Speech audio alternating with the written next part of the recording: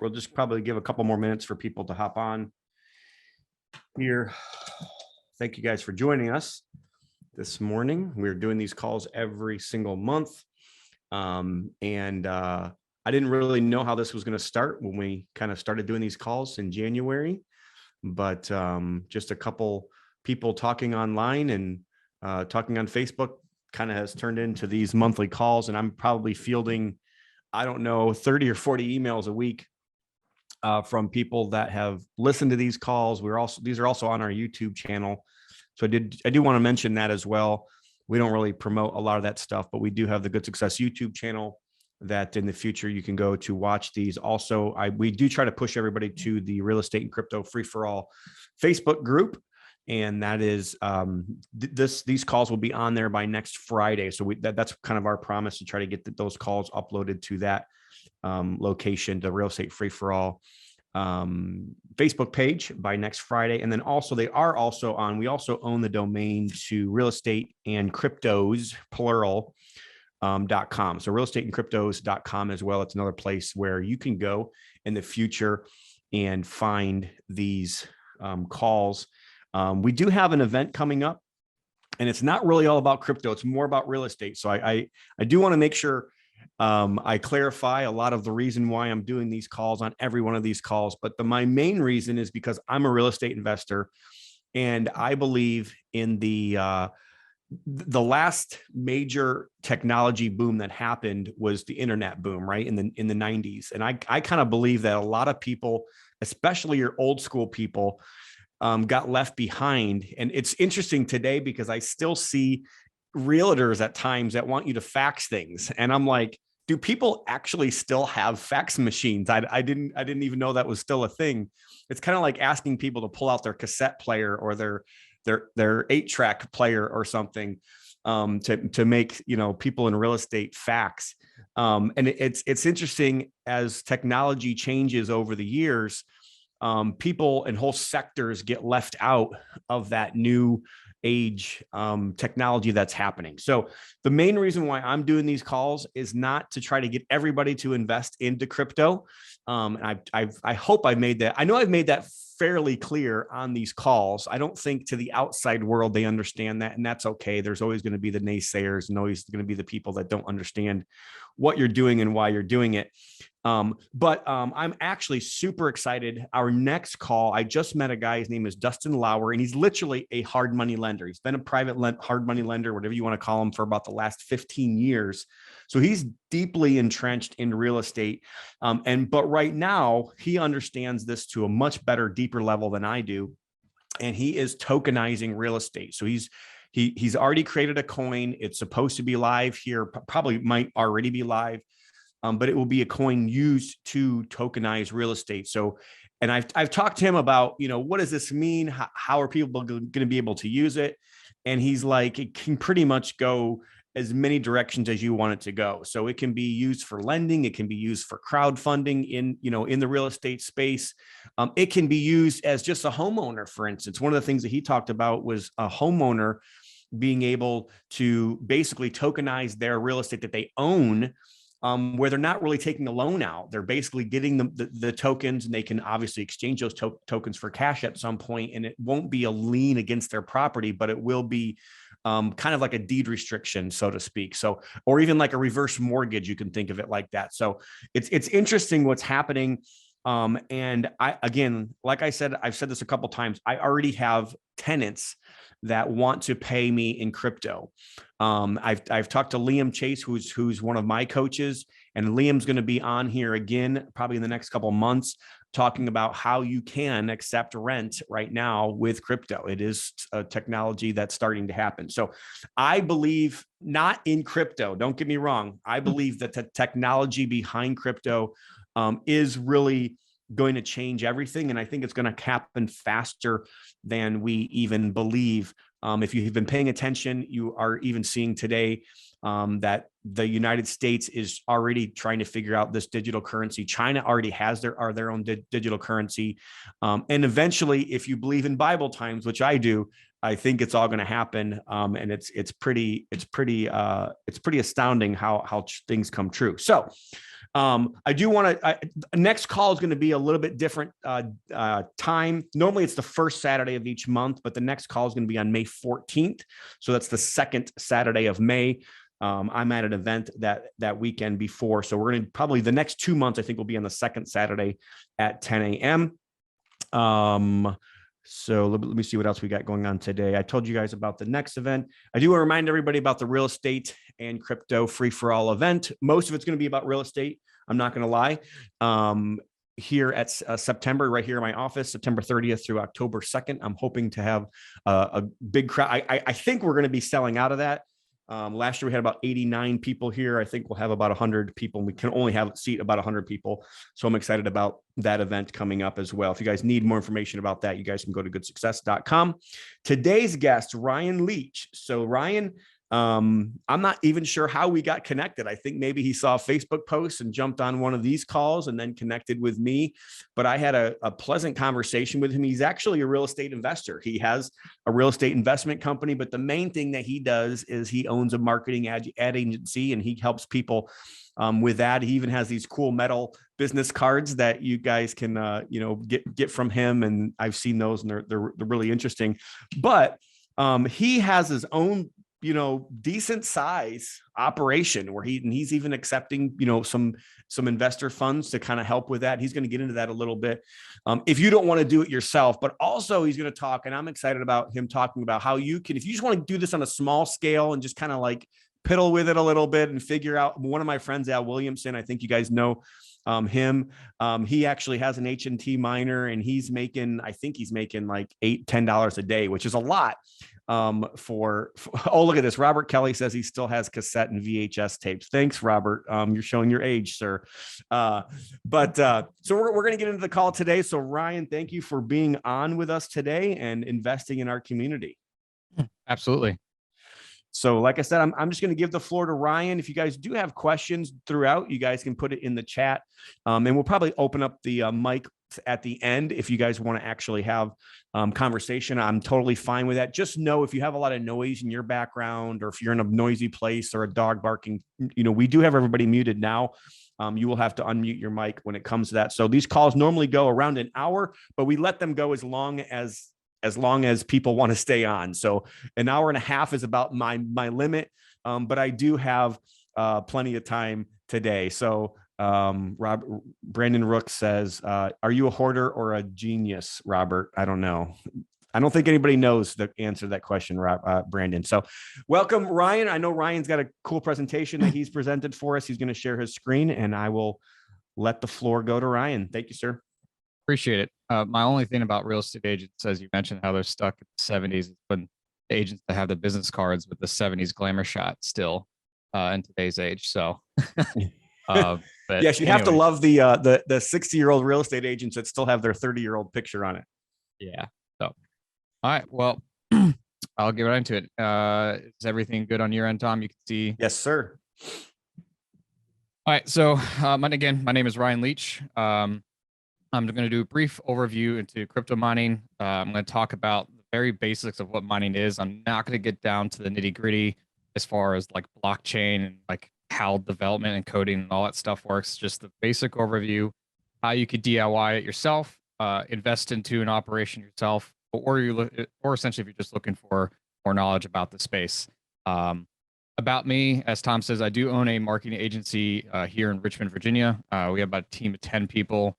We do website design, website development, Google ad management. We are a Google partner. All that means is that we give Google a decent amount of money.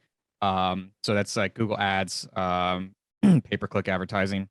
We do film production, graphic design, social media management, and much more. Also mentioned, sorry, Tom also mentioned I own a company called Lux Metal Card. We make metal business cards. It's essentially that simple. From your basic business card to very elaborate to event passes. We've done stuff with Fortune 500 companies to small business owners.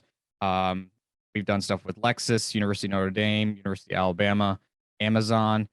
Tom Brady is a client. No, I have not spoken with Tom Brady. He launched a company called Brady. How convenient for him. It's a clothing brand. I do have a video of it. If you can see on my screen, we made these custom player cards for his launch party for his brand. I don't know how well you guys could see this, but if you guys want to see this more, just feel free to message me afterwards. But this was a really cool client to get. So not many people could say they have Tom Brady as a client, whether you like him or not. So as far as real estate goes, I do own a small real estate investment company. We mostly do wholesaling and buy and flips. We just closed on a property on Friday for a house that we're going to be flipping in Charlottesville.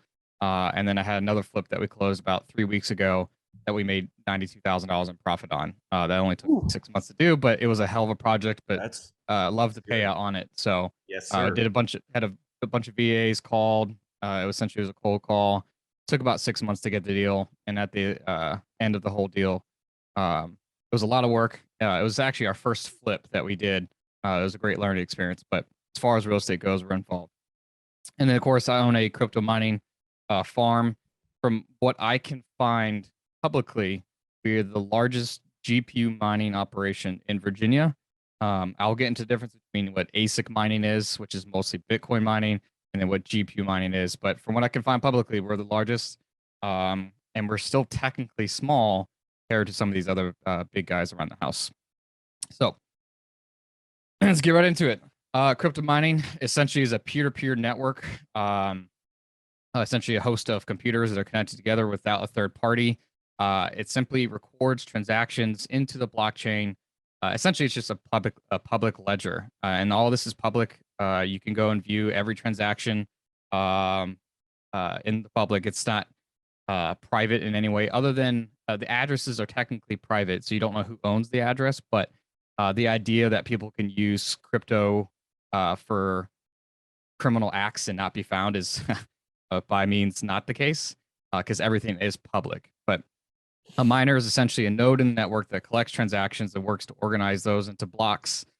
Miner nodes then read and verify those transactions. Simply, it's there to uphold the network and to make sure the transactions are legitimate. And then, of course, anyone can go and view the history of that. There is a difference between cryptos. There's what's called proof of work, which is what crypto mining is. It says the machines are providing the proof of work, and then there's proof of stake. My one thing about crypto is that the term decentralized is thrown around way too much. It's just that cool buzzword. Crypto, in its sense, not every crypto coin is decentralized. Decentralized means there's not one single public authority that can make all the decisions. So proof of work, like Bitcoin, is decentralized. You can shut down half of all the Bitcoin miners in the world. Bitcoin will still stay up. You cannot ban Bitcoin. It's as much as our government thinks they could or want to, you literally have to shut down the internet to shut down Bitcoin. And obviously that's just not going to happen. Versus other coins like Cardano or Algorand, which those are proof of stake, you're essentially buying into a corporation almost. And essentially the vast majority of the coin holders make the rules as far as what that goes. As far as blocks go, miners essentially get paid a small fee for the work. Once for verifying those transactions and they are successful, it generates new coins. So essentially every 10 minutes, I'm going to talk about Bitcoin right now. Every 10 minutes, about 6.25 brand new Bitcoins are generated. And as more miners join the network, the mining difficulties do go up. So for example, back in 2009, it was very easy to mine Bitcoin. You could easily generate about 200 Bitcoin in a few days. Obviously in 2009, Bitcoin was worth like 10 cents. While today it does take about 30 plus days on average to generate just one Bitcoin. And I'll give it a prime example. So this is essentially this is btc.com. This is where you can see all the history as far as mine blocks. This is organized by pools and individual miners. This literally just updated. There's a mining pool called Foundry. Within the past 2 minutes, they just minted 6.4 Bitcoin. Foundry actually in the past hour has minted about $1 million worth of Bitcoin for this mining pool. And I'll explain the difference between mining pools and what solo mining is. But again, this is all public knowledge, and you can go through the history as far as just calculate the money in your head, how much money is being made here. But Foundry, this mining pool has made about $1 million in the essentially past hour. So you breezed over this, and I kind of want to go back because I think it probably went over some of our heads. And I think I only partly understand it. So I'm just kind of asking for clarification here. So proof of work is like Bitcoin, is like some of these coins where the reason why they're being mined is because there is, some kind of technology that's being run to be able to pull that Bitcoin out of the air, So or to be minted, or whatever you want to call that. so the Bitcoin is essentially the reward to the miners for upholding the network. So all the transactions, so like here, for example, you see these blocks here, these essentially 7 blocks. All the transactions that happen within a certain amount of time are categorized into these blocks. All the miners around the world are working together to solve the. Sorry, I have a German Shepherd that's going nuts. Are solving an equation, obviously that was set by them to essentially force all these transactions to a block. Once this transaction is done within the first 10 minutes, whoever trying to answer this question while my dog is going nuts. While at the end of the 10 minutes, essentially the block is minted, whatever computer or ASIC miner solves that equation at that same time is the one who gets rewarded. Everyone is contributing to mining the block, but it's more of a lottery system. So whoever solves that equation gets awarded that 6.5 Bitcoin. And then I'll get way more in discussion as far as mining pools versus solo mining. It's almost impossible to mine Bitcoin yourself with your own machine versus if you were to contribute your machine to a mining pool where you share in the success of solving for that. But the basics of it, though, is proof of work means that there's some work that's being done correct by your computer or by the computers that you own, and the reward for your computer calculating that equation is the Bitcoin, or is whatever coin is being awarded for that. Correct. And then the other side, so there's that whole side of crypto, right? And then the other whole side of crypto is proof of stake. And this is the part I don't understand, because I kind of feel like it is almost like you're owning a piece of the company, almost like but you don't have a stock certificate. You don't have any kind of real rights. Like that's the proof of stake piece. And I'm assuming you're not going to get into proof of stake that much, because it's kind of opposite of what you're talking about, which is the proof of work. Is that right? Yeah. At the end of the day, what makes crypto its exciting thing where people can't control it is the proof of work. It's decentralized. There's no entity, there's no government head that can decide what is going to happen. Now, there are aspects as far as voting where miners can get together and vote to make changes to the blockchain and all that kind of cool stuff. But like our lovely government can just print more cash because they want to. You could do that with a proof of stake coin, or if our government decides to make its own digital currency, they could do that. They could just mint more coins because they want to. With Bitcoin, there is a finite number. That's why they call it mining. There's a finite number of resources, just like mining gold or mining platinum or copper or whatever. There's a finite number of 21 million Bitcoin that would ever be mined in the history of the world. But the last Bitcoin will be minted in the year like 2100. We'll all be dead by that time. But there's a finite number which gives that scarcity aspect, which obviously gives it the value as far as what Bitcoin is worth today. Hope that explains that. Yeah. So Grant Davis asked a question: as the Bitcoin rewards become less and less, as more and more are mined, what incentive is there for miners to continue to verify the blockchain? Well, obviously that comes down to the value of the Bitcoin. So obviously Bitcoin has been increasing. It's $47,000 today.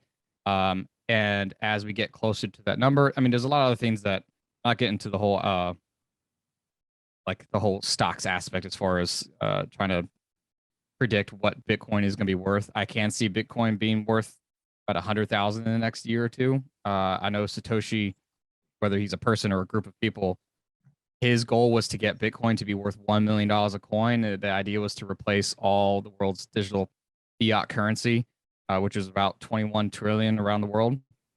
And if you do one Bitcoin is worth 1 million, you have 21 million Bitcoin. That's essentially replacing it. That's what's, if you read his white paper, that's essentially his idea behind it. So obviously, like, again, there's other coins we can mine, because I don't mine Bitcoin, I mine Ethereum. So I'm going to go a little bit more involved into that. But With Bitcoin or any other coin, as more and more people jump on and more people are using it to pay or buy stuff or hold it, ideally that value goes up. So even if for example, every 4 years there's a halving. So 4 years from now, that 6.25 Bitcoin is going to go down to essentially 3.5 Bitcoin released every 10 minutes. And essentially by the year 2140, I don't know what that value is at that time, but essentially it's not all 21 million Bitcoin are released. It can be minted. Just because there's more power doesn't mean you can mine all the Bitcoin in the world. Right. I got you. Well, I'll let you continue. I'm sorry. I got you off on a rabbit trail. No worries. That's a great question. All right. So I'm going to talk about from a hardware perspective, what is the actual device that mines crypto?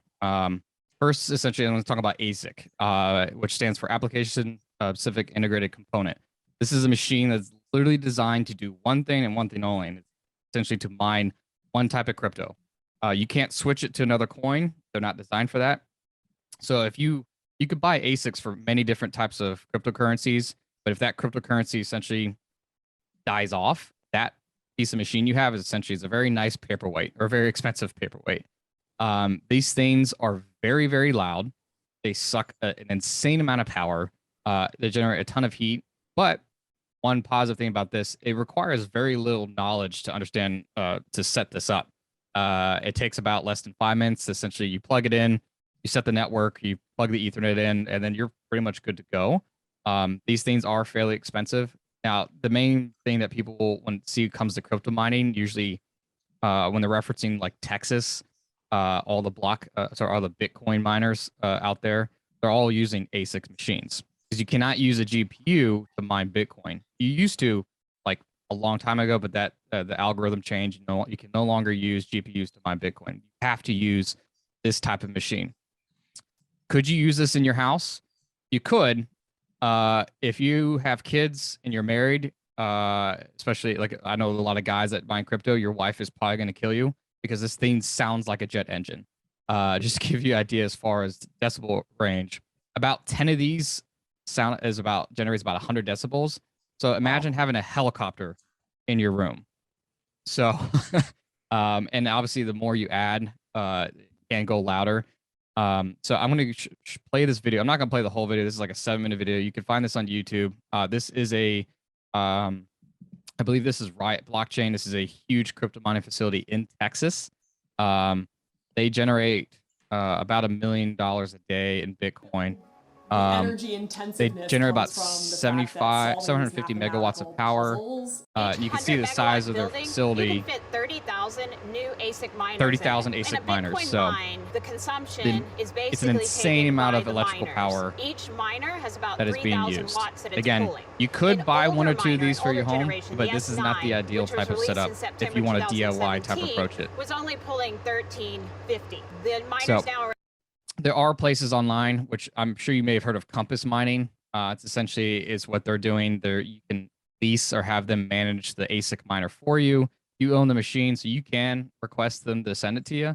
Again, this is not the ideal setup, and usually you cannot plug this into your wall. You do need a dedicated outlet, usually a 240 volt outlet for this to plug in, especially the newer ones. And that's an L6-30P outlet. That's not something that most houses have. You do usually need an electrician to install that because due to the amount of power consumption this thing uses. There's a great website called ASIC Miner Value.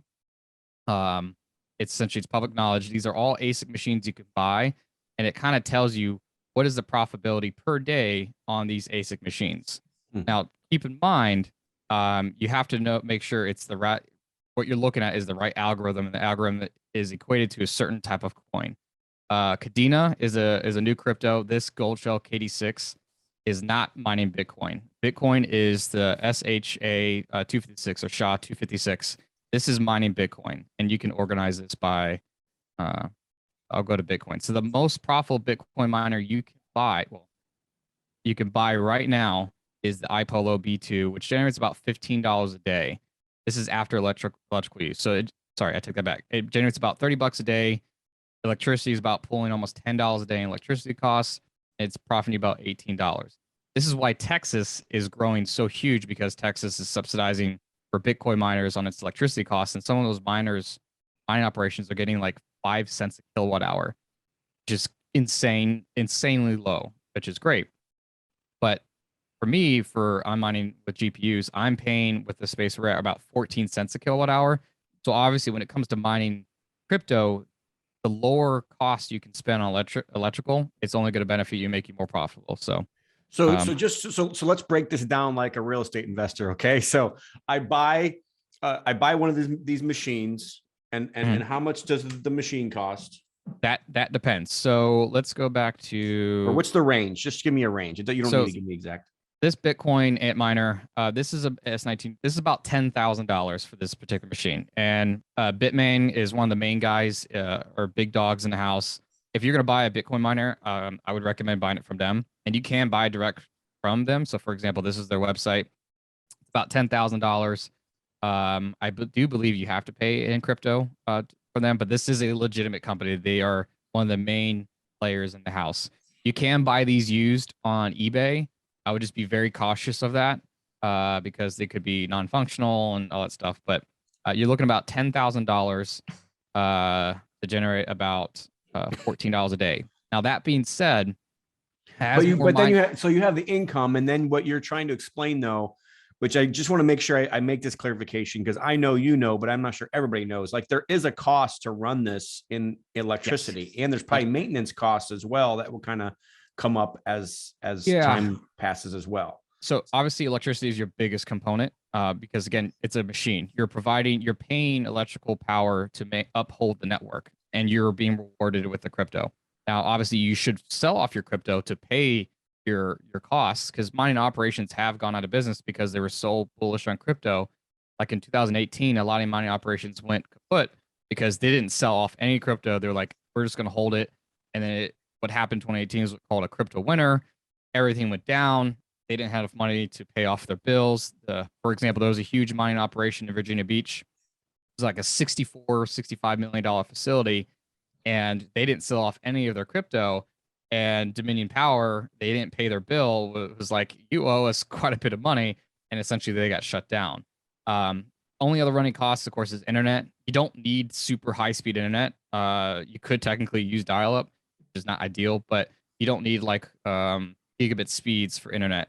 And obviously, you do need a space and proper ventilation for it. But it's very passive. Now, obviously, if you do go to scale, you do need to have people to maintain. Like, fans can essentially break, and fans do break. There could be troubleshooting issues, network issues, but it's fairly easy once it's going if you are technically savvy. Yes, no, I understand that. But so if you just do the numbers on that, $14 a day on your $10,000 investment should give you about a 50% return on your money if you're looking at it from an investor. Now, the other piece of this is you have to understand that that's probably based off of how much crypto or whatever that crypto is worth today. Correct. So that price could go up and down. If this is Ethereum, right now we're at around 3,500 or something, but it was as low as 1,800 recently, but it was also as high as 4,800. So some of this does fluctuate. So just kind of everybody keep that in mind. Yeah. And for example, with Ethereum, you can buy Ethereum ASICs. And I've cautioned a lot of people like this. Look, $135 a day for this Bitmain Ant miner E9. This can only mine Ethereum. It's ETH hash. This is probably about a $50,000 machine, and it's not even out yet. But when Ethereum goes to proof of stake, you can't mine anymore. You have a brick, a $50,000 brick. Now, you technically could mine Ethereum Classic with it, but more than likely, this is not this looks great and looks sexy. Wow, $135 a day. This is not recommended. So Bitcoin mining is usually great at scale, or unless you're trying to start your own decent sized mining operation. So, all right. Let's get into GPU mining. This is the fun stuff. This is where the average person makes sense to do. A GPU is essentially, it's a graphics card or graphics processing unit. There are other uses than mining crypto. GPUs were not designed to mine crypto. They're mined essentially for gaming, video processing, video playing, video rendering, special effects, all that cool stuff. If you can, I don't know if you guys can see my screen, like my camera personally. This is my custom PC that I built, and this is a GPU right here. Does your PC need to look like this to mine crypto? No, this is custom water cooled. I went all techie nerdy on this stuff right here, but this is a GPU that anyone can buy. This is a NVIDIA 2080. I'm currently mining Flux right now as we speak. I brought it over to my screen. This PC is making me about $2 a day. When I'm not gaming on it, this essentially runs and makes me money. So it's mining Flux, and I'll get more into that crypto towards the end of this, but it sits here. Might as well let it make money. So if you do have a PC at home, it makes sense, and I'll get more into that. GPU mining is actually not as loud as mining with an ASIC machine, so you could do this at home. And also the benefits of mining with GPUs is that you can switch to multitude of different cryptocurrencies. So you can mine Ethereum. If you don't want to mine Ethereum anymore, within 5 minutes, you can start mining Flux, or you can start mining Ravencoin or Ergo or Conflux. There's so many different cryptos that you can mine with when it comes to GPUs. The easiest way, like I just mentioned, is having a PC. If you have a PC at home, there's some great resources to see online for you if you could even mine crypto with your PC. A great website is NiceHash. This is like the very easy DIY approach. You can go to this website and you could try to detect your hardware, and it will tell you what GPU you have. You have to download this thing. It'll tell you what GPU you have installed on your computer, and you could even do certain laptops as well. And it will tell you what GPU you have and what is the profitability that it could make per day. And you can even input what your cost per kilowatt hour is, and it gives you the whole, daily, weekly, and monthly profit. And then you download the software. It's very easy, very plug and play, and you can just let it run while you're not using your laptop or computer. You could use it while you're working. The only time you would have to turn off the mining is if you are a hardcore gamer or play video games, because the video games do require the graphics card, so you just have to pause the mining. It's simply you just hit pause. So like for me, when you look at the screen, I literally just have to hit stop mining. It stops. And when I'm done gaming, I can hit start mining again. So any questions on that, Tom? I don't think so. So this is all just more DIY, stuff This that you is guys want very to do. intro. Anyone can Yeah. do this. If you bought your kid a custom gaming PC or any PC, NiceHash is a great way to find out and let your PC make money while it's not being used. I don't really recommend buying pre-built PCs from like a Best Buy. You're usually overpaying for PCs that route. That's why I did include 2 different PC builders here, NZXT and then iBuyPower are great resources. You can do custom built PCs from them where you can pick and choose all the cool stuff you want, what GPU you want, or you can buy their pre-built systems. And then once you see what hardware specs they come, you can do the math as far as, and I'll get into that here shortly, the math of what the profitability from that GPU would be per day. But a custom PC, you're looking about mining ETH at the moment, about $2.75 to $6 a day, depending on the GPU that's inside. And this isn't really for significant, use or anything. This is just to help maybe supplement the computer you bought for your kid to help play video games or whatever. This isn't like, massive investment or anything. No, you're looking at, you could spend anywhere from like $1,000 to you can spend 20 grand on a custom PC, but anywhere from $1,000 to like $3,000. And that really depends on the GPU that's being installed on the PC. That's usually like the biggest cost is the GPU. There's a great website called hashrate.no, and this lists out all the GPUs that are on the market from old to brand new. So like the newest GPU that just came out is the NVIDIA 3090 Ti. It generates about 128 mega hash of power. Profitability per day is $6.50 a day, and your return on investment on this one GPU is about 306 days. That is due to the cost. This is a very expensive card versus like a 3080, which is what my mining operation uses. We have about just close to 300 of these. This generates about $4 to $5 a day, and the return on investment is 148 days. And if you have a PC with a 3080, to make your return on investment for that, it's pretty cool. Especially if you just spend a ton of money on your kid to buy him a custom PC, you can make your money back. So Awesome. The next step above that was essentially building a rig. This is where some technical know-how in PC building is required. This is still something you could do in your home. You just want to have like a dedicated room for this because there is some noise, but it is not as loud as Bitcoin mining.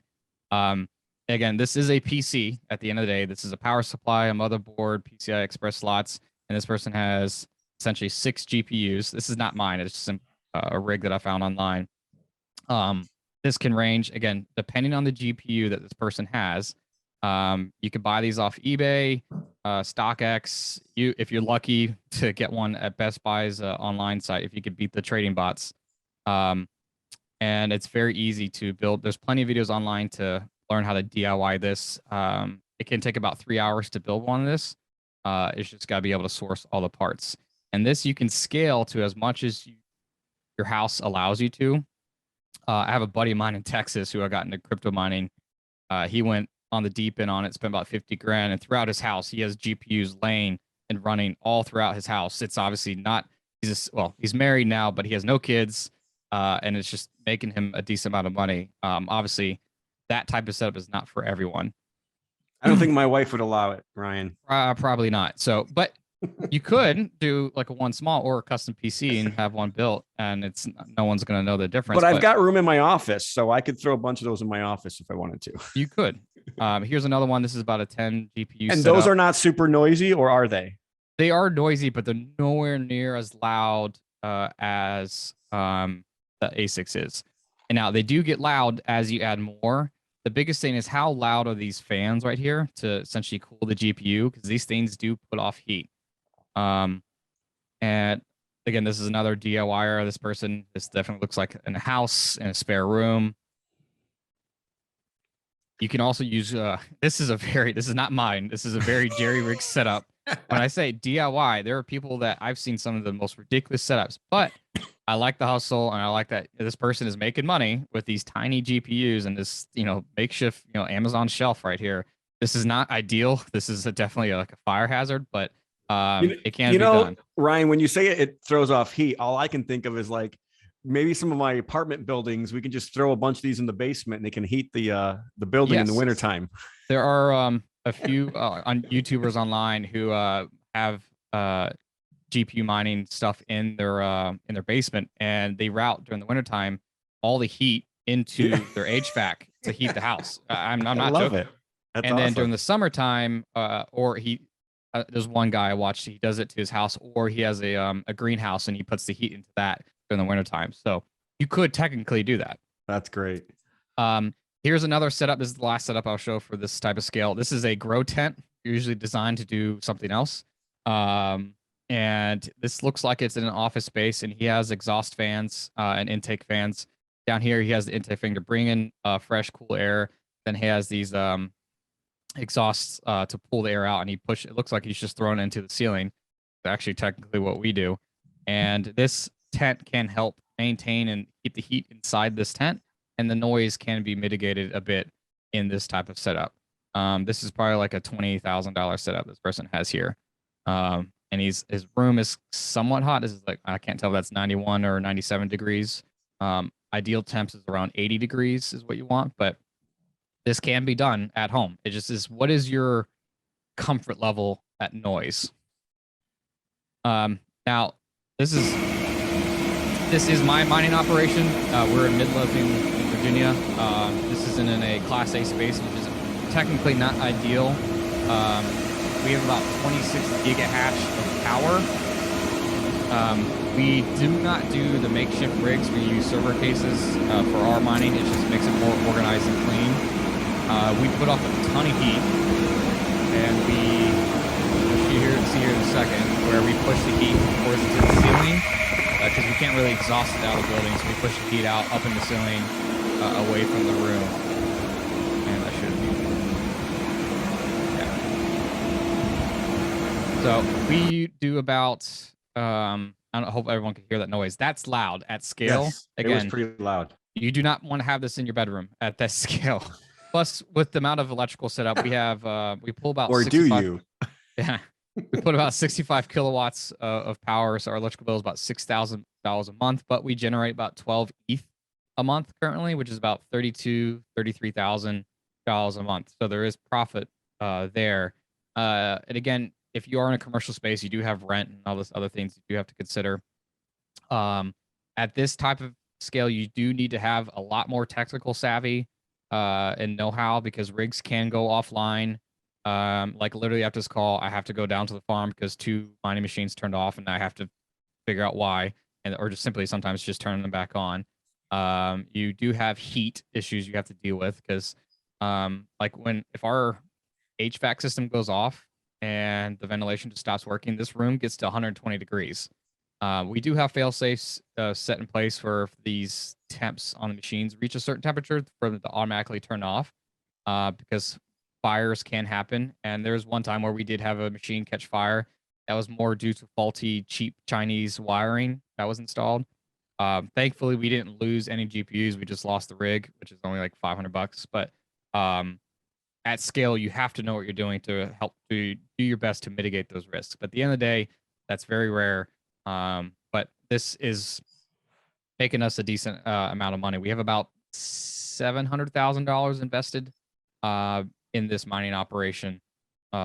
Usually, it makes sense to have a dedicated space when you're doing 50 or more of these GPUs. And when it comes to electrical, again, we have 2 huge transformers in the space. Those are about 250 amps or amp transform. I'm not an electrician. This is definitely something you don't want to DIY. We had a professional company come out and install all the correct outputs for us. And there usually is a cap on the amount of electricity you can pull out depending on your space, but that is all varying on locations. So there's a question here. Can you touch on a little bit on the liquid cooled systems? Oh, so immersion cooling. Yes. So immersion cooling is it's not a new thing. Essentially, it's your entire computer is being submerged into a liquid, not water. Ideally, the old days you used to use mineral oil, but mineral oil would degrade and essentially eat away at plastic. There's a new liquid. Essentially, it's called dielectric coolant. It essentially food safe, so you could technically eat it, but not that you should. While your machines are in there, the entire machine power supply, it seems counterintuitive because you're sticking an electrical component into a liquid. You could stick your finger in it and it won't electrocute you. And essentially, the oil goes through a radiator. The oil cools off the GPUs. The hot oil goes into a radiator, which is then cooled off, and then sends the cooled oil back into the tank. And it's just a big cycle. Immersion cooling is expensive to set up. There is a company down in Florida called Engineered Fluids that literally is the only company in the United States that I can find that is building immersion tanks. And a lot of big mining operations are using immersion cooling and moving to immersion cooling because you don't have to worry as much as far as exhaust or hot air because everything is submerged. Technically, the GPUs or ASICs do last longer in immersion cooling because you don't have fans running. You don't have as much wear and tear on the hardware, so you can get more years out of them. And you don't have to worry about HVAC as much. But there is a more costly setup up front to set those up. We have thought about it. For us to do everything to immersion cooling, we would have to spend about $75,000 to get what we have to move everything to immersion cooling. And it's just like what we're at right now, it doesn't make sense at the moment. If I was in Texas, I would consider immersion cooling more because due to the heat, that big operation I showed you on that video, they actually have a huge like pond or lake next to it where they pump water. Essentially, it's called water evaporative cooling, where they run these water down the grates on the side of the building by the exhaust, and the fans pull through those grates, and it cools the air to push in colder air because Texas heat, it's hot, and you don't want to be using hot air to cool a hot machine. So there is benefits to immersion cooling, but it's still a newer thing for when it comes to mining. Not something I would usually recommend for someone who is starting out. Okay. This is a great YouTuber if you want to get really more into GPU mining. His name is Bitsby Trippin. I know it's a crazy name, but he's one of the OGs in the space. He's a very, very, very smart person. He has about a 2,500 GPU mine farm, and you can go and check out his setup online. He pulls an insane amount of power, same amount of heat, but generates a decent amount of money. He's actually moving to immersion cooling all his GPUs, but Bitsby Trippin is his name, and you can see videos of his whole space and his whole electrical setup if this is something you're interested in as far as at scale doing. But I'm not going to play the whole video for you. Mining software. These are the three main that I like.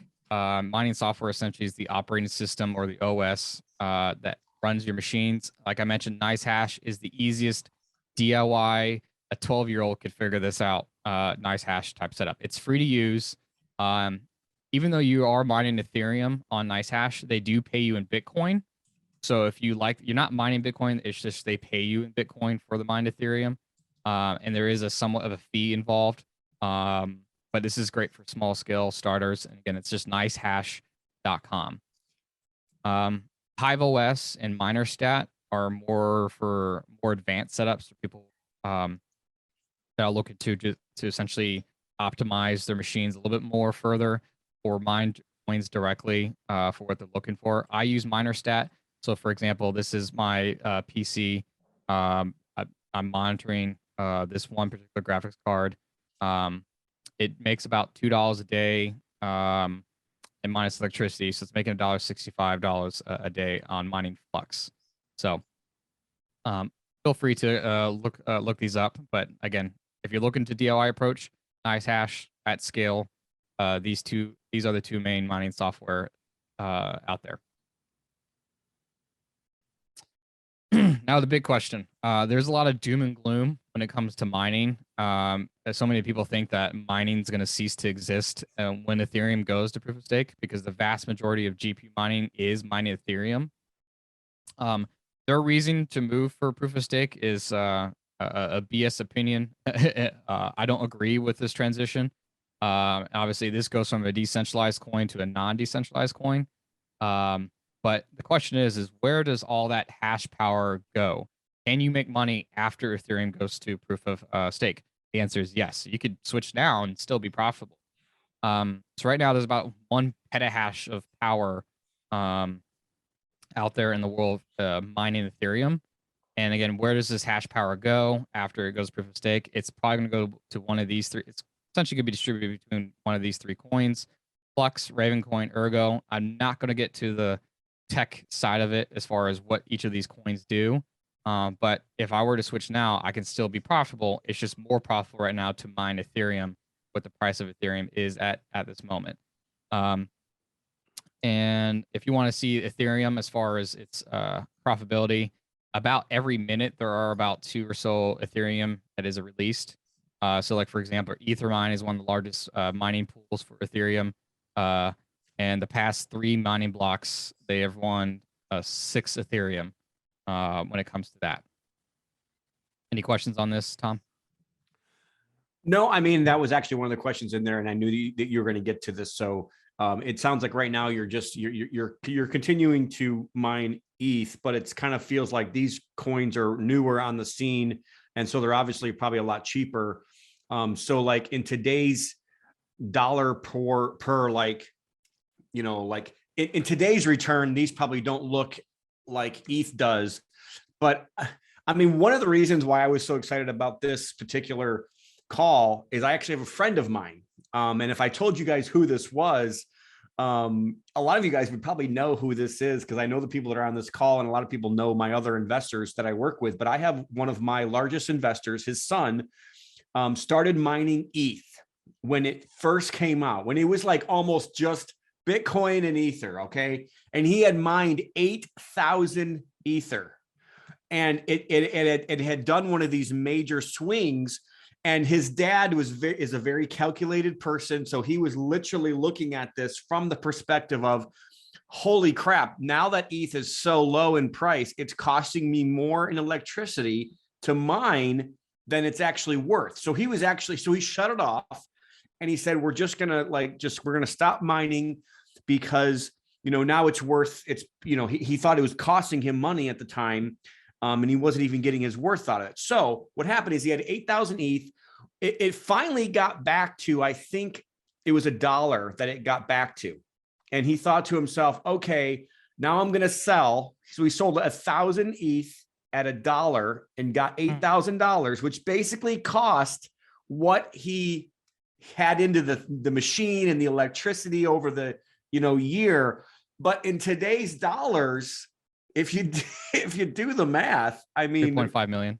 Right. I mean, so I think that's kind of, to me, that's like this whole concept at this point. Like, if you're going to switch to one of these other coins, I think the theory is, and I think that it's like, it was hard to believe it back then with Ether because we hadn't seen it happen in the past. But now I feel like in the future with Flux and Ravencoin and Ergo, depending on what these coins decide to do and how popular they end up getting, that's kind of what you're banking on. If you're, kind of if you're an investor in this, I mean, does that make sense, Ryan? Am I thinking the right way, or? You're definitely on the track. A lot of things affect the price. Obviously, when more exchanges start accepting certain coins, that coin tends to skyrocket, especially like when Coinbase adds a new coin. You always look at the history of that on like the main coin, like with Doge or Shibu.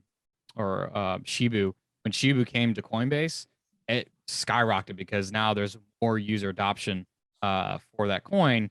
Now that is what I like to call a shit coin. I don't recommend it as an investment for long-term purposes, but when these coins get in more exchanges, the value does go up. When there's more user adoption, obviously the value does go up. Like Flux is about, I think, like $1.70 right now. Ravencoin's like 7 cents. Ravencoin is actually a fork of Bitcoin. Ergo is like $5 a coin. It's projected that Flux could hit $80 in the next 5 years. If they continue to do what they're doing, I do believe that. But it just comes down to when you're investing into mining, we have investors into our farm that are very bullish on Ethereum, and they keep all the Ethereum that they get. But then we have some people who don't care about crypto whatsoever. They just like the idea of passive income, and we send them the cash equivalent, or they sell it, whatever they want, and they just put more cash into their bank account. So at the end of the day, it's just, what is your risk tolerance? If you're really bullish on a certain coin, like you said, your friend's son who had 8,000 ETH and sold 1,000 of it to make $1,000, which could have been worth $3.5 million. It's just, obviously, this is where more emotion and speculation comes into play. But there's only 1% user adoption worldwide right now on crypto. But what's crypto going to be when it hits 10%? So there's another great website called What to Mine.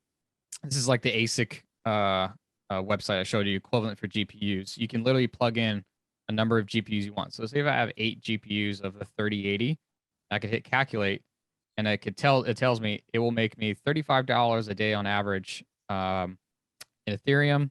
And these are all the coins you can mine with the GPUs. If I were to mine with Flux, yes, it's still profitable. I'm still making $23 a day, but you can see why we mine Ethereum at the moment, because it's $35. That's why most people mine Ethereum, but most people that are mining this are more bullish on the idea that this coin or this coin or this coin is going to be worth more in the future. So, and there's lots, and it gets down to coins where it makes no sense. Like Monero, with 8 3080s, this would be a stupid thing to mine with. You only make 44 cents a day on that. But whattomine.com is a great website and resource as far as figuring out what GPUs you have, and if you want to buy 8 of them or 7 of them or mix and match, you can figure out what your hash power and profitability is. And then even after electrical costs, you can throw in, say my cost per kilowatt hour is 14 cents. I will make about $29 a day. I can sort by profitability over the last 7 days, and it's usually around the same. Sometimes this does change. It just it all comes down to the value of what the coin is worth, which does affect profitability. So at this point, what are you going to do after the switch? I am very bullish on Flux. I like what Flux is doing, and they've coined a new term called proof of useful work. And proof of useful work was where people, like companies, can then use the Flux network to render, to do video rendering, AI computation. If you want to have, you can host servers on Flux. So like you could even host a Minecraft server on Flux if you wanted to.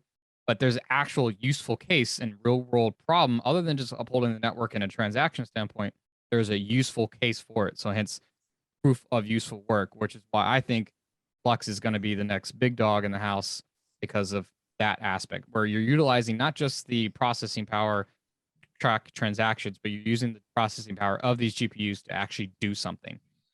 So if you're looking at like an investment over the next 3 to 5 years, that might be a better place to, spend time on that than maybe even, ETH to be honest with you. And it takes now the current mining operation we have, AOEM mining, it's 100% mining ETH. That's what the investors they bought into, all doing ETH. They're mostly there for just for profitability. But we do stipulate in our contract when Ethereum does go to proof of stake, we'll switch to the next profitable coin or vice versa. We have talked to almost every one of our investors. They're all fine with Flux. They trust us and our judgment with that. We don't hold crypto for people. That is not what we do. We're not an exchange. We essentially distribute what coin is mined based off the percentage and the split. And it's up to them whether or not they want to hold it or sell it off. Now, I'm going to get into what solo mining is and versus to mining to a pool. So solo mining, essentially the GPU or ASIC, you're providing processing power to solve a block. You're competing against, technically, you're all contributing to the network to solve the problem, but only one person is going to win that block. And essentially it's a lottery system. It's first come, first serve. Now, the more GPUs, the more processing power or ASIC miners that you have, more likely you are to win said block. Now, what people have done is they formed mining pools, like I was showing here. Like this is the Bitcoin mining pools, F2 pool, Foundry, Ant pool.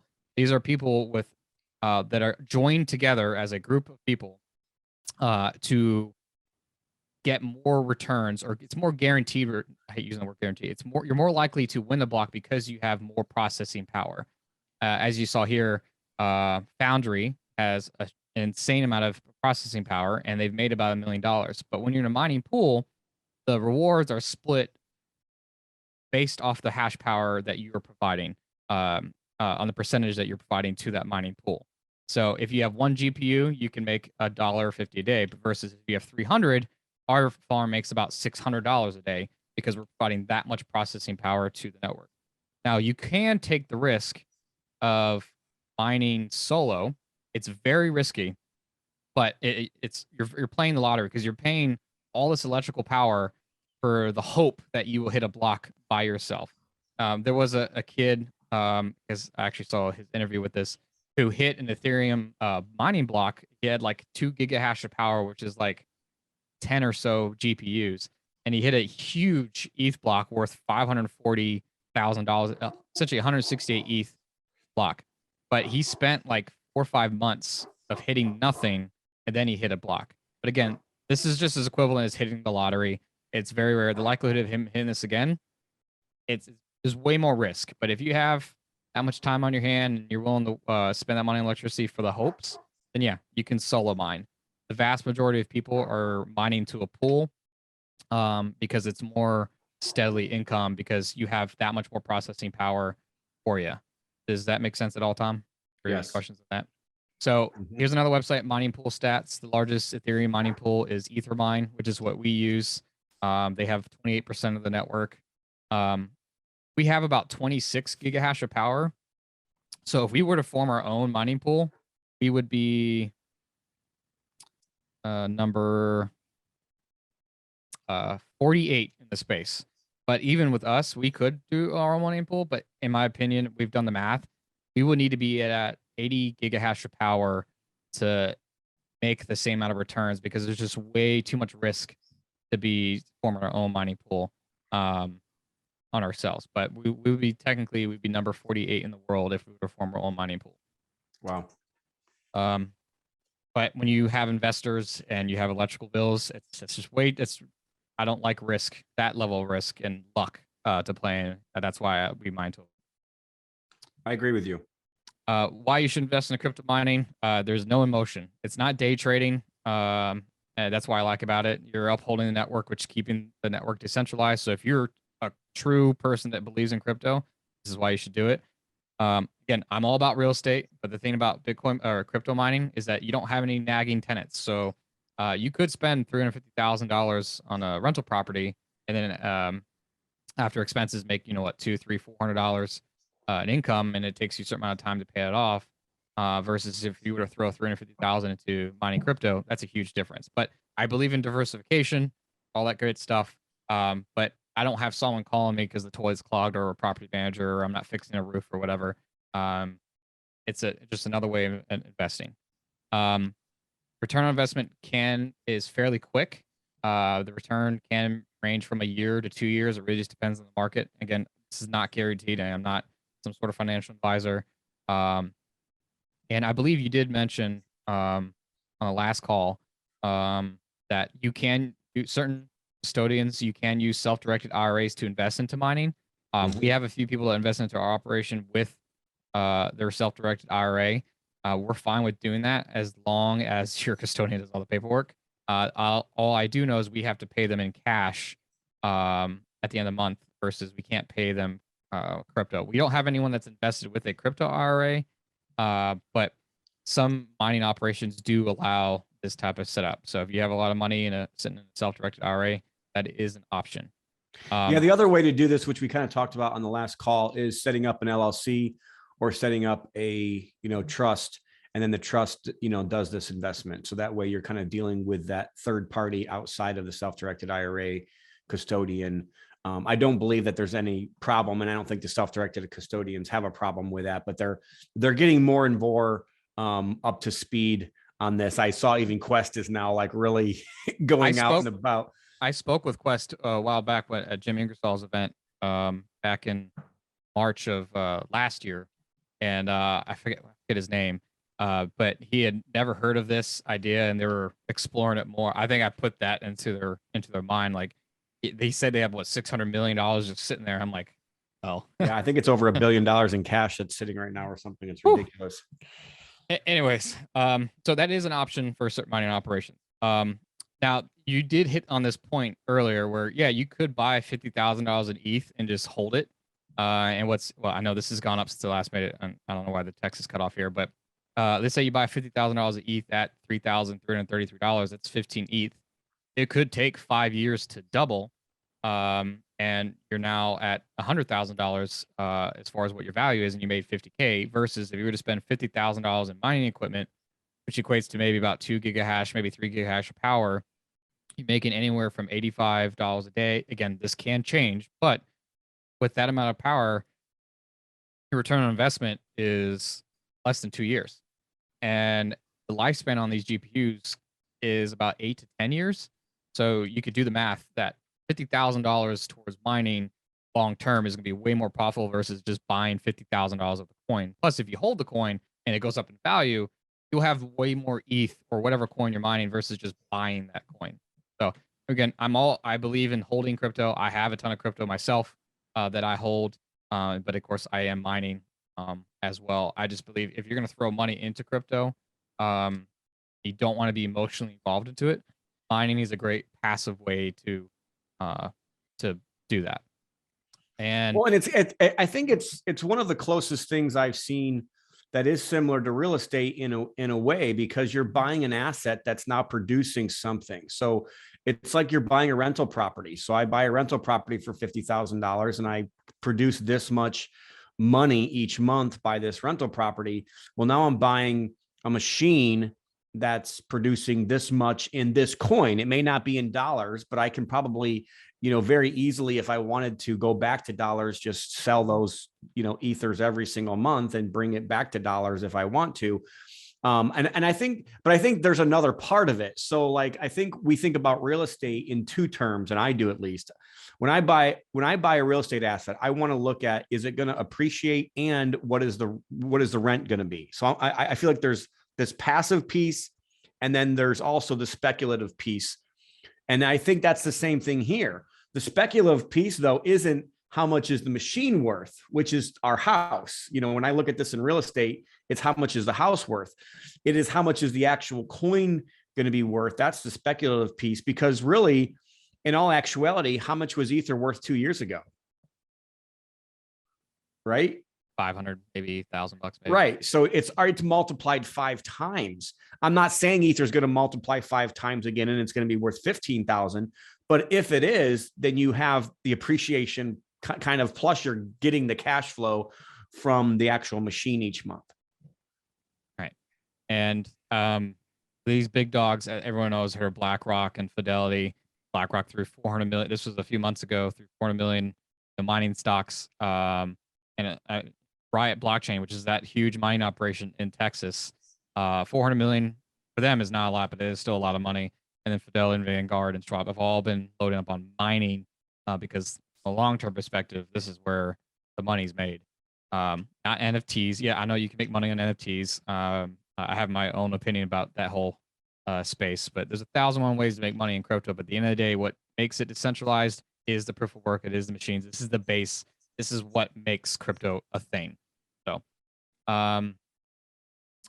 any questions? And then I'll get into helium mining here shortly.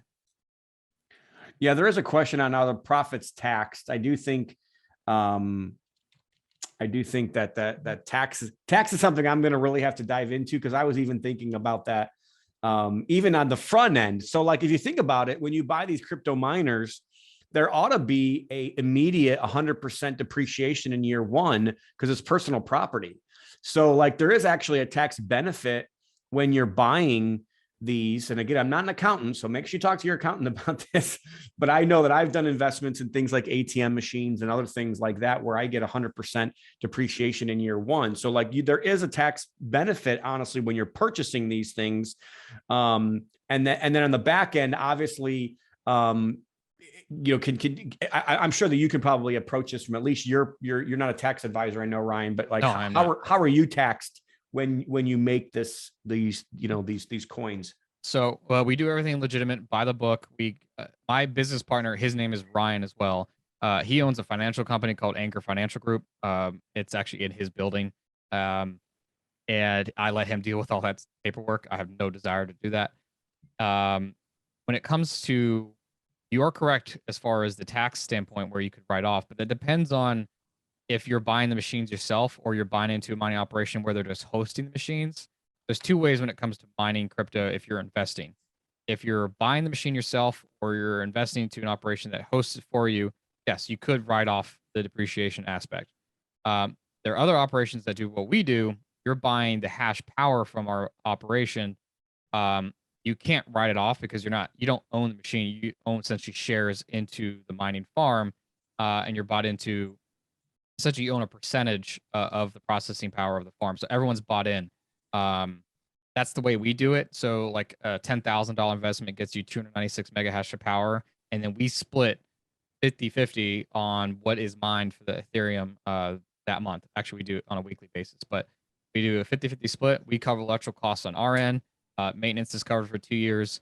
And that's how we do it. And then after that, maintenance is essentially covered by everyone based on the percentage that you have invested.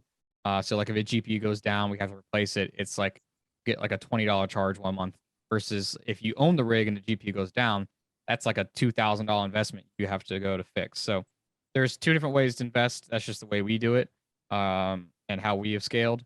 Like Compass Mining is a hosting platform, but companies like Riot Blockchain, they don't do hosting. That's all for the actual initial investors, or the I know they went IPO, but those are essentially two ways to invest into mining. So there's a question here from Eva. Is it more profitable to invest in the mining stock versus direct in mining operation through an IRA? I don't understand the question, but maybe you can. You could invest in mining stock, but most of these mining stocks are all Bitcoin related. So like Riot Blockchain is all ASIC in that video I showed. So if you're more bullish on Bitcoin, sure. I don't own or invest into any mining stocks because I own a mining operation. You can invest into a mining operation like what we do, which we do have options I'll get into at the end. Or you could just do it yourself, but it's just how risk adverse are you? If you have a self-directed IRA, you just got to find an operation that does accept the self-directed IRA as a way of investment. Because I believe Compass Mining doesn't even allow that. I could be wrong, but last I checked, they didn't offer that type of investment. We do, but that just comes down to the company itself. Yeah, and I still think that it's going to be a lot easier, if you do kind of put some kind of a company or some kind of a identity between you and the IRA custodian, like a trust or like an LLC. It'll be much easier for you to make that happen. I promise. As far as taxation goes, Chance, I'm just going to kind of leave that question for now. We tried to hit on it, but I think the problem is I don't even know that the United States has its IRS doesn't. It keeps changing its rules as they're kind of coming out, I guess. So some of the stuff has come out now, but I would really probably consult your tax accountant for that. Yeah, we do mostly what the way this is seen on our end is it's an income stream. So it's like you're buying a business that makes money, and we do have you fill a W-9 or whatever that form is. We track everything. We're very transparent. We do everything by the books. Big crypto mining, I believe the Federal Reserve or IRS came out and said they're not going to treat miners as a security because our contract is very similar to a securities contract. I mean, that's mostly technically what it is, but it's not being regulated as a securities contract. If it is, we will change, and the paperwork contract just goes from like this to this. But as of right now, it's just you got to, on your end, you got to report because we're going to report to the IRS what we sent. But on your end, it's up to you if you want to pay the IRS. I can't dictate that for you. I've had people ask, can I invest in not and just you send to my Ledger wallet, which is, there is no KYC, no your customer. Like we can use that wallet, but you still got to fill out a W-9. Right. Brent, I do want to address that question. So these calls will be posted in, and all the previous calls are posted on the website realestateandcryptos.com. So you can find all of these recorded webinars or whatever you want to call them there, realestateandcryptos.com. They're on that website. Also, they're on the Good Success YouTube page. But then we've also are putting them in the Facebook group, Real Estate and Crypto Free for All. So if you're not a part of that Facebook group, Real Estate and Crypto Free for All, you can find, those are the three places that you can find all of these calls. There is another question here. So everybody's going to get the opportunity to see what Ryan has to offer and how he can help you as an investor. There's been a lot of investment calls already. So I'm going to let him get into that, and he can explain if you're going to get a K1 or 1099 and how the gains are reported by working with him. That's totally fine. But I think there's just one more question here before we get into that, Ryan, from Alexander. How do you expect mining to change if and when Ethereum moves to proof of stake? I think you addressed that a little bit, but I'm not sure if there's more clarification you can give there. So it's just what coin does the network go to? And my opinion, Flux is going to be it, but you can still mine Ravencoin or Ergo. It's like I mentioned, where does that hash power go? As more and more miners jump on to a certain coin, yes, the difficulty rate will go up. So the amount of coin you'll get would be less. But if you have that many people jumping onto the network, that much more people know about it, the value of that coin can go up and will go up usually. So that's just more of a, when does that happen? Now, Ethereum was supposed to go to proof of stake like 4 years ago. They're notoriously behind. They said it was going to be December of last year. That didn't happen. They said it was going to be in February or January of this year. That didn't happen. Then they say it was going to be July of this year. And they're definitely behind, and that's not going to happen. I think Ethereum will officially go to proof of stake December of this year. So we still have a certain amount of time to mine Ethereum. But again, when that happens, it takes us less than 5 minutes, if that, to switch to another coin. And then we're on the new network and we're buying a new coin. And we'll know the date once they make that official announcement. And we'll prepare all our clients, hey, if what wallets can hold that certain crypto. And for them to get that set up. And then when time comes, we just make the switch. And there's essentially no lost time when it comes to that. So that's more speculation at this point until we get closer to that actual date. All right, Ryan. So why don't you go into what you have to offer and like how people, if they want to invest in your operation, how do they make that happen? Yeah. So my main mining operation right now is called AOEM Mining. visit the website. It's aoem.io. This current operation in the space it's at, we're at max capacity. I can no longer take any investors into this particular company. It's maxed out for the building. We don't plan on expanding myself and Ryan that business any further.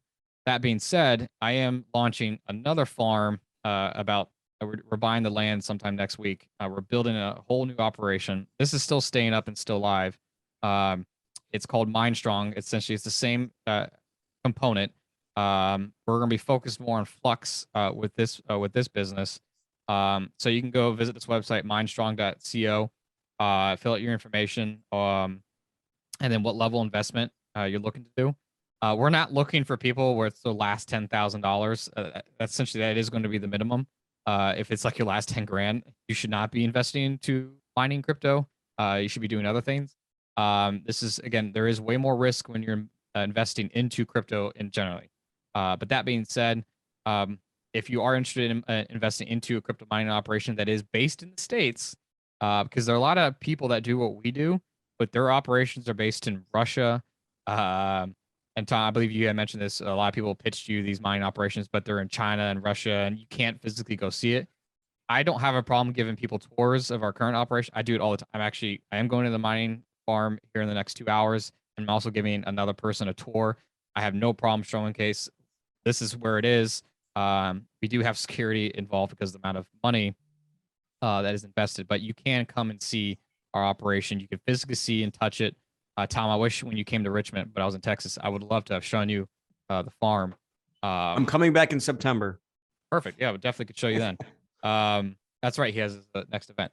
But this is if you are interested in investing into a mining operation, kind of like what we're doing, where this is more of a lifetime. So, for example, with AOEM, it's not like we do have a contract set in place. This is mining Ethereum. So, for example, $10,000 gets you this amount of hash power. We split the coin 50-50. The contract is for lifetime of the mining operation. So, as long as we can mine crypto with the hardware that we have, it's for the lifetime. Now, these GPUs do last about 10 years, but with maintenance, we can keep them a little bit longer, or they simply can be replaced with newer GPUs as they come out. So, that's essentially the way we do it because it's a benefit to us and to you as a miner. With the type of setup that we're doing. And we've had people throw as much. Our largest investor today is about 300,000. They first threw 30,000 at us, and then it was another 100, and then it was essentially the rest. It's just at scale, it is a little bit more difficult to buy the hardware. You just have to know what you're doing. But feel free to check out these websites. This is, if you have a lot of questions more, this kind of explains what we do. Has a lot of facts, and of course, the MineStrong is the new mining operation. This is probably going to be in Powhatan, Virginia, which is about 30 minutes away from where I'm at. We are going to be doing a heavy focus on adding solar to this to help offset our costs from an electrical standpoint. But that's not the end all be all. But this is mostly going to be focused on flux when this is all launched. It's probably going to launch in September timeframe for this business. So it would be aoem.io or minestrong.co. And then your investors, do they get a K1 or 1099? It is a 1099, I believe. All right. All right. Any more questions on what he's currently got? Robert's all excited about the Powhatan. Is that how you say it? Powhatan. Powhatan. Yeah, and Ryan, I am still interested. So keep me in mind if we want to do something out here. I have a warehouse that I could probably do something like that. That's the other side thing we're at, because we're also going to be building an educational course on here. So people who want to DIY, where you can learn how to do mining on crypto on YouTube. There's countless videos on YouTube. There's a lot of BS info out there. We are going to be creating a more streamlined course and video course where you could be like $500. Where if you want to learn how to build yourself, we'll go through step-by-step guide on how to build your own rig and do it yourself. Then we are going to be doing a consulting option to where if you have a ton of investors and you want to do it yourself and kind of build what we do in another state, because someone else starting another mining operation is really not competition. It's not like a retail store or B2B business where we're competing with other people. I mean, other than raising funds, there is no competition. So if someone wants to start a whole mining farm themselves, and we are going to offer some sort of consulting where we'll walk you through step by step what you need to do, uh, set up the space, because not every building is ideal for mining crypto. You don't want to You have also like have to have the server. electricity, and you have to have the capacity to cool and Right. all that stuff. Yeah. And the technical know-how, troubleshooting, all that stuff, we are going to offer that. So like Tom, if you have, a bunch of investors that are interested and you want to do it in your location, we're definitely down to talk about that. That is another option that we are going to offer. Awesome. I like it. I love it.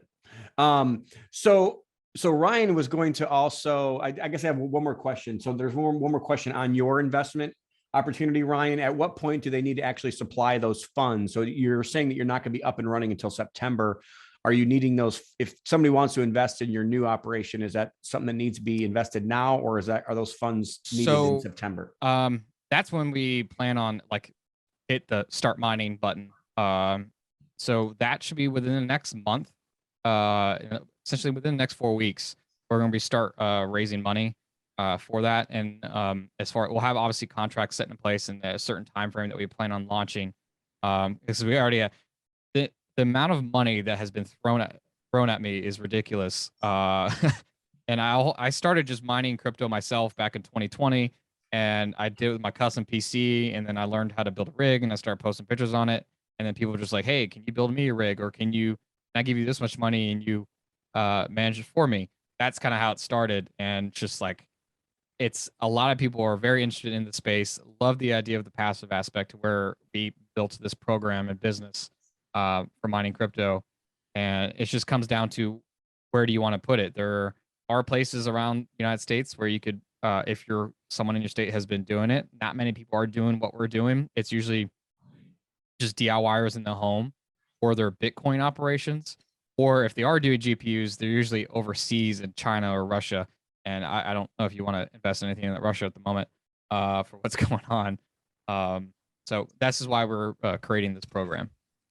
Yeah, for me, something doesn't really make sense unless I'm going to get into it like heavier. You know what I mean? Like and on one end, I could just do something where I'm investing in somebody like you and throw $50,000 or $100,000 at it.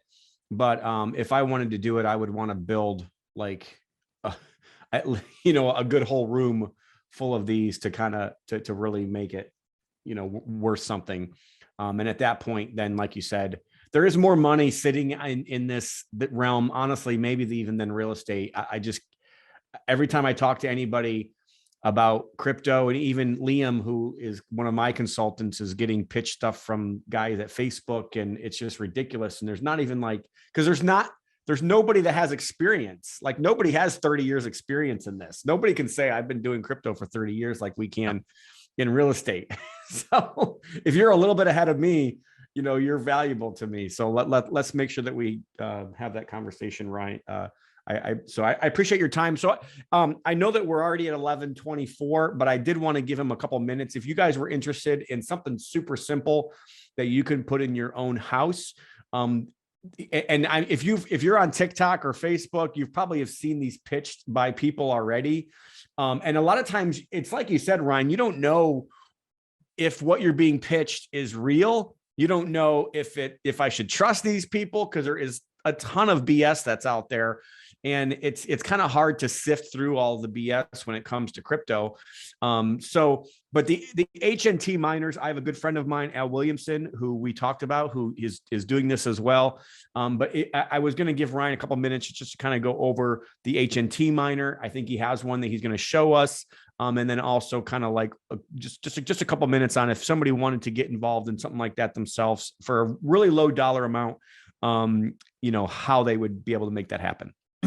Yeah, so this is something that we don't manage. This is more of a you do it yourself, but it is very easy, very plug and play. Everyone should put one of these in their house, and it does not have any noise. This type of miner, it's a helium miner. It's designed to do one thing and one thing only, kind of like ASIC. Essentially creating a network of these miners that are essentially creating think of it like a decentralized internet, as it were, or a network. And this is what a helium miner looks like. If you look on my screen, it's a little device. There's quite a different models you could buy. This is a rack spot wireless miner, and it simply all it does is you plug your Ethernet and a power cable, and it sits by a window, and essentially it's creating a network of these not GPUs, of these miners. So like, for example, if you go to helium.com, this is the only site, by the way, that you need when it comes to helium mining. You can see the number of helium miners around the world that are online. And so I'll go to Richmond real quick. And there's about 700,000 helium miners online at the moment. 76,000 have turned on in the past 30 days. So obviously, if you live in the middle of nowhere, this is something that's probably not going to work for you. But as long as you're within a decent main city, you could see where you could put one of these. So, for example, these are the amount of helium miners that are online in the Richmond area. I'll just click on. So there's 5 in this location. And you can see how much profitability this person's made. So like this person right here has made about 2 helium in the past 30 days. That's about $50 for a little device that literally makes no noise and just sits in your house. Now, the way you can affect the profits of this is with the antenna that is on the helium miner. Also, these come with these little tiny little things. This is like a 2.3 dBi antenna. But if you can get more longer range, a more powerful antenna, you can connect to more helium hotspots, which therefore increases your profitability. So I'm installing this helium miner in my house here shortly, but I have this huge 8 dBi antenna, which I brought up here. This is something that goes on the outside of your house that I have to get onto my roof and install, that needs to be at a certain height. But then the more helium hotspots I can connect to, the more profitability the helium miner will make. But again, you don't have to go to this level of craziness like I am with that. You can literally just buy one of these, and where you buy it, you can go to Helium's website, and you can explore all the suppliers that they have. Now, there is a massive demand for these, and of course, with supply chain issues and bots and all that stuff, the likelihood of you getting this in next week is probably not going to happen. There's about 25 to 32 week delay on these with almost every supplier. But if you're willing to pay the scalper pricing, which might be worth it, you can buy plenty of these on eBay, which is what I did with my first one. I paid about $700 for it. They're technically worth like $400, but it just comes down to how fast you want to get started. But you do not have to be a smart person. You literally download the Helium Miner app, plug this thing in. It connects via Bluetooth. You connect the device, and then you're essentially off to the races. And there's plenty of YouTube videos on how to set this up and how to optimize your miner. But again, it's not like GPU mining where you buy 10, you put 10 in your house. So it's essentially 1 per household. So if you have an office space, Airbnb that has actually, if you have like 50 Airbnbs, and obviously I'm assuming most of these have internet, you can install a Helium Miner in each one, and most people are not going to know what this is, and just have it sit there. You can make money on top of your real estate that's already making your own money. So your whole cost in one of these things is about what then? Depending on the antenna setup that you do, you're looking about, and if you're buying retail or you're paying scalper pricing, but anywhere from $500 to $1,000. So $500 to $1,000 gets you about $2 to $8 a day. It depends on where you live, though, because your antenna and the amount of other helium miners that you connect with do reflect. So if you live in the middle of a city where there's hundreds of other miners, profitability tends to be a little bit higher versus someone who's out in the middle of nowhere. Right. So yeah, but even if it's $3 a day, it's 100% return on your money in year one. Absolutely. And it's something that literally requires very little troubleshooting at all. And you can see around the world, like where some of these like there's this random all the way to the middle of nowhere in Alaska. There's a bunch of people. I remember looking at this. There's a little town that you probably never heard of, and there's a bunch of helium miners. When this wants to load, I believe there's like I know it's not loading right here, but it says 2 here and 2 here. In this tiny little village, or not village, but essentially a town. And it's kind of crazy all around the world, other than North Korea. you can see that there's nothing there. But this is the United States, and Florida is crazy. Washington, D.C. and New York is just covered with them. Awesome. So. Well, thank you so much for taking time today and investing in this community. I do want to remind everybody, and we did not address this at the beginning of this call, but we will probably do this. We'll probably add something to this call, but normally we do let everybody know we're not giving out investment advice. Please consult your financial advisor, and whatever else, whoever other advisor you need to do. This is only for entertainment and educational purposes. But if you guys want to get in touch with Ryan, do you have a website? You already gave the little bit of the website. Do you have an email that people can get a hold of you in? So here is my contact info. That's my cell phone number. My main email that I go off is ryan@freshwoodmedia.com. The mining website is aoem.io, but the new mining operation we are starting is minestrong.co. There's just minestrong.co. But my email is ryan@freshwoodmedia.com. Awesome. So that's good. Again, thank you, Ryan, for being on today. I want to remind everybody about the next call. The next call will be on May 14th. So it's a little bit of a change. It's the second Saturday. Again, just plan on these calls taking between an hour and a half. Most of them do go a little bit longer, especially the interesting ones like we've had today. Thank you, Ryan. But next time, our next call is with Dustin Lauer, and we're going to be literally talking about how to tokenize real estate. So a lot of the people on here I know are real estate investors, and they want to know how this can help them in real estate and how things are going to change. I really believe that this is going to be one of those calls where we're talking about how you can tokenize real estate. And this guy's a lender. He understands this from a deeper perspective than most people do.